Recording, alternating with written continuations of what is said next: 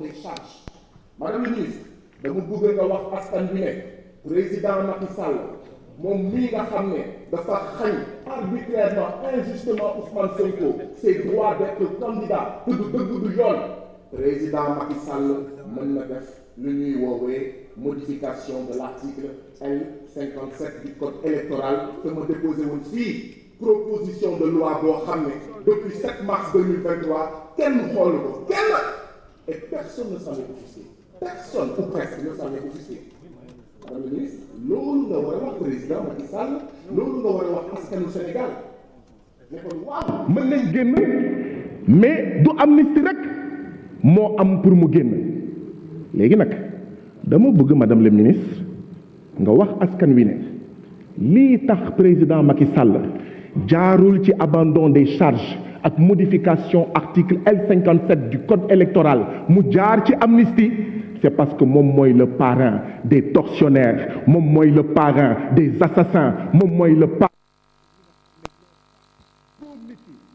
moom doomam sax ñu ngi koy tudd ci recruter ay nervi en réalité loi bi du pour Pastef du pour askan wi du pour détenus politiques yi en réalité c'est pour le président Macky Sall ay mbokkam ay xaritam ak góor ak jigéen ñi nga xam ne moom la doon jëfandikoo pour torturer askanu Sénégal pour rey askanu Sénégal c'est ça la vérité parce que waru leen wax askanu Sénégal bi ne pour dab li mu bëgg amnistie rek moo fi nekk am na leneen bu jaarul feneen jaar ci amnistie boppam la bëgg a amnistier boppam la bëgg a protéger doomam bi doon recruter nervi mbokkam yi doon recruter ay nervi di jënd ay ngànnaay 45 milliards d'armes ñoom ngeen bëgg en réalité mbubboo ginnaaw Ousmane Sonko mbubboo ginnaaw Pastef mbubboo ginnaaw détenus politiques yi te abandon des charges mën na leen génnee il suffit juste nga wax ak le parquet nga wax ak procureur ñu abandonner des charges surtout que ce sont des charges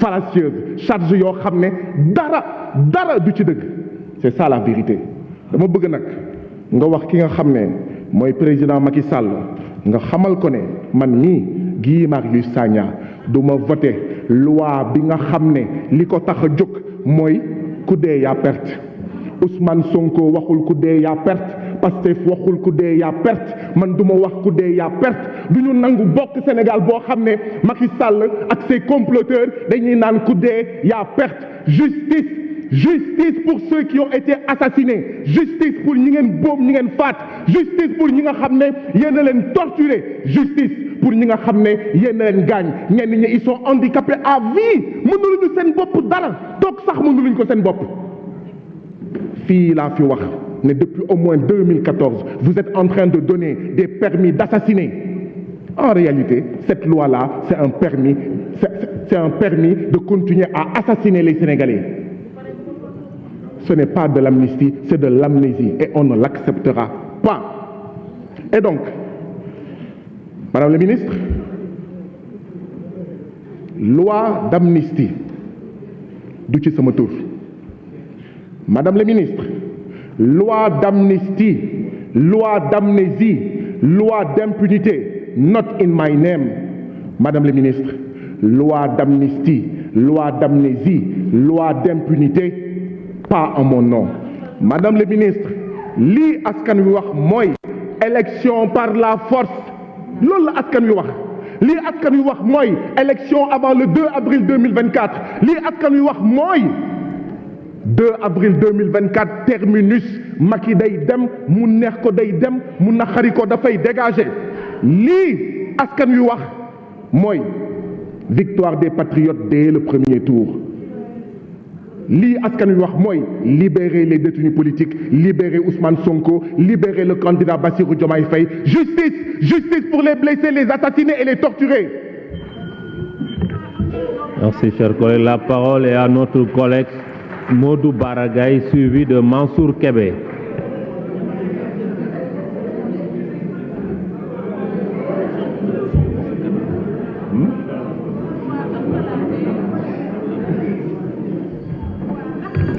Monsieur le Président, Madame le ministre garde des Sceaux, ministre de la Justice, Messieurs les ministres, honorables députés, chers collègues. Monsieur le Président, je tenais à prendre la parole parmi les premiers aujourd'hui parce que, comme vous le savez, Je dois vous représenter en compagnie de mon collègue, le président Ndiaye, dans un forum où on doit parler de mercénarisation et de milicianisation en Afrique, bref, de terrorisme. Ironie du sort. Aujourd'hui, on nous appelle pour essayer d'oublier loo xamante ni l'ancien ministre de l'Intérieur taxawoon na fii qualifié ko de fait de terroriste, qualifié ko de milice, qualifié ko de force occulte. Je suis désolé, Madame le ministre. Loi bi bu ñu tuur askan wi lëndëm képp ku taxaw fii ni boo voté wul loi bi bugguloo diw wala bëgg nga diw wala war nga askan wi war nga xoolaat sa bopp. Loi bi jàpp naa ni kuy réfléchir waruloo ko voté, Madame le ministre.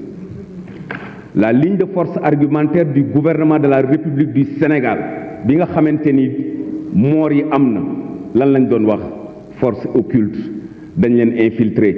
Combien de fois sunu préfet yi di interdire li nga xamante ni mooy les manifestations lan lañ ñu doon wax dafa am yeneen force occulte yu leen infiltrer.